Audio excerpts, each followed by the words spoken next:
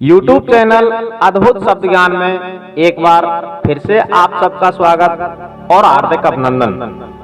दोस्तों, आज के वीडियो में हम जानेंगे कि कैसे हुआ था सांब का जन्म। भगवान श्री कृष्ण और जामवंती के उस पुत्र का जन्म जिसे आज भी यदुवंश के विनाश का सबसे बड़ा कारण माना जाता है। यह कथा कुछ इस प्रकार है कि जामवंती बहुत दुखी रहने लगी थी जब उसे यह मालूम हुआ या यह महसूस हुआ कि केवल जामवंती को ही श्री कृष्ण से कोई पुत्र प्राप्त नहीं हुआ था, बाकी सभी रानियों को श्री कृष्ण से संतान प्राप्त हो गई थी या पुत्रों की प्राप्ति हो गई थी। इसलिए जामवंती इसका उपाय खोजने के लिए श्री कृष्ण के पास गईं और उनसे कहा कि प्रभु, मुझे आप ही के समान एक पुत्र की कामना है, मुझे आपके समान ही एक पुत्र चाहिए। इस पर भगवान श्री कृष्ण जामवंती को लेकर हिमालय पर्वत पर पहुंचे, जहां पर ऋषि उपमन्यु का आश्रम था। आश्रम पर पहुंचकर भगवान श्री कृष्ण ने ऋषि उपमन्यु को जामवंती की इच्छा के बारे में बताया। तो ऋषि ने कहा कि यदि आप भगवान शिव की तपस्या करें और उन्हें प्रसन्न कर लें तो आपकी मनोकामना पूर्ण हो सकती है। ऋषि के बताए अनुसार भगवान श्री कृष्ण ने 6 माह तक भगवान भोलेनाथ की कठोर आराधना की। श्री कृष्ण द्वारा इस प्रकार की कठोर तपस्या से प्रसन्न होकर भगवान शिव शंकर वहां पर अर्धनारीश्वर रूप में प्रकट हुए और श्री कृष्ण से वर मांगने को कहा। तो भगवान श्री कृष्ण ने जामवंती की पुत्र कामना के बारे में भगवान शिव को बताया और कहा कि इन्हें मेरे समान ही एक पुत्र का आशीर्वाद दें। भगवान शिव ने तथास्तु कहा और वहां से चले गए। भगवान भोलेनाथ के आशीर्वाद से कुछ दिनों बाद जामवंती के गर्भ से एक पुत्र का जन्म हुआ जो श्री कृष्ण के समान ही दिखता था।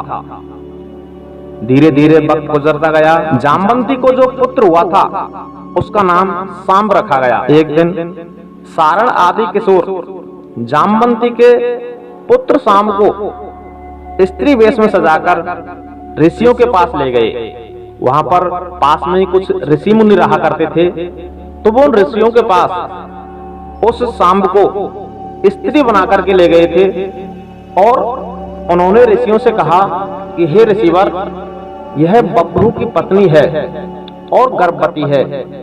यह जानना चाहती है कि यह पुत्र को जन्म देगी अथवा पुत्री को। ऋषि दिव्य दृष्टा थे, वे सब जान गए थे कि ये बालक हमसे मजाक कर रहे हैं और ये स्त्री नहीं, ये सांब है, श्री कृष्ण और जामवंती का पुत्र। यह जानकर ऋषियों को भारी गुस्सा आया और उन्होंने उनको श्राप देते हुए कहा कि यह सांब है जो लोहे के एक मूसल को जन्म देगा, जो इस कुल के विनाश का कारण बनेगा। ऋषियों द्वारा इस प्रकार की बात सुनकर सभी बालक बहुत घबरा गए, वो डर गए थे और उन्होंने तुरंत ही सांब का पेट जो गर्भवती दिखने के लिए बनाया हुआ था उसे खोलकर देखा तो उसमें एक लोहे का मूसल मिला। बालक उस मूसल को लेकर अपने घर पहुंचे और सारी घटना अपने घर वालों को बताई। तो उनके घर वालों ने उस लोहे के मूसल के छोटे छोटे टुकड़े कर उसे समुद्र में बहा दिया, जिससे कि ऋषियों की भविष्यवाणी सही ना हो। लेकिन उस टुकड़े को जो लोहे के छोटे छोटे टुकड़े किए थे उनमें से एक टुकड़े को एक मछली निकल गई, बाकी जो टुकड़े या फिर चूरा था वह बहकर लहरों के साथ बहकर के समुद्र के किनारे आ गया और वहीं पर एक एरक नामक घास के रूप में उगाया था। और जो एक टुकड़ा था जिसको मछली निकल गई थी, उस मछली को मछुआरों ने पकड़ लिया था। उन मछुआरों से जरा नामक शिकारी उस मछली को ले जाता है और जब वो अपने घर जाकर उस मछली को काटता है तो उसमें से एक लोहे का टुकड़ा निकलता है।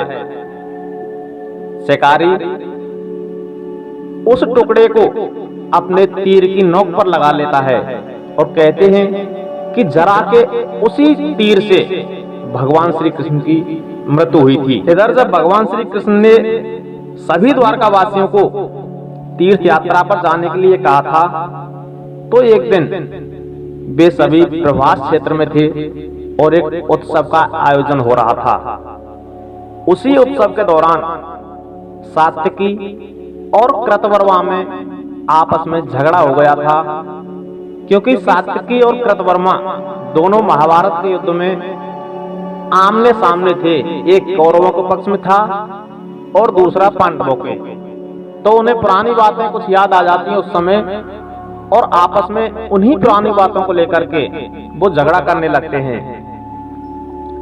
धीरे धीरे यह झगड़ा इतना बढ़ जाता है कि वो सब लोग आपस में लड़ने लग जाते हैं, और वहां पर जो समुद्र के किनारे घास उगी हुई थी, उसी घास को उखाड़ करके आपस में लड़ते हैं। जैसे ही वो लोग उस घास को उखाड़ते हैं, अपने हाथ में लेते हैं, तो हाथ में लेते ही उस घास में से एक मूसल का निर्माण हो जाता है। एक विशाल मूसल बन जाता था,